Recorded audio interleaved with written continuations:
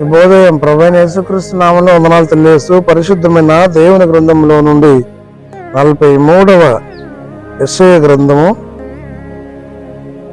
15వ వచనం. యెహోవానగు నేనే నీకు పరిశుద్ధ దేవుడును, ఇశ్రాయేలు సృష్టికర్తవగు నేనే నీకు రాజును.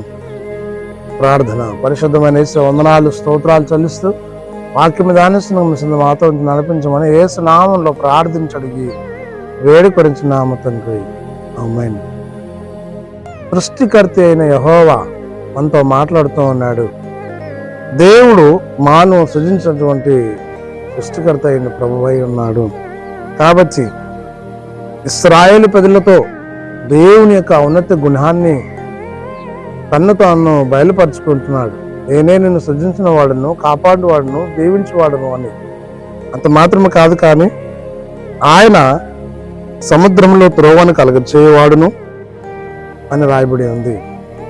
జీవితానికి ఒక చక్కని మార్గాన్ని, చక్కని భవిష్యత్తును అనుగ్రహించేవాడు దేవుడు.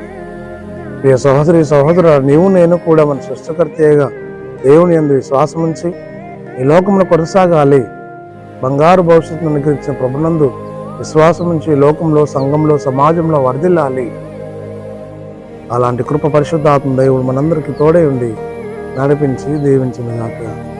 ఆమేన్. మహోన్నతుడానికి స్తుతి స్తోత్రాలు చెల్లిస్తూ వాక్యం ధ్యానిస్తున్న ముస్లింలు మాతో ఉంచిన మహిమ చెల్లించుకుంటూ ఆన్లైన్లో కూడా వీక్షిస్తున్న వారిని దీవించి ఆశించి మీరు మాయం పొందమని యేసు నామంలో ప్రార్థించడానికి వేడుకొంచున్నాము తండ్రి.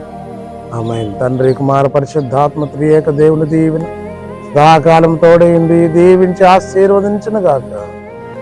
ఆమేన్.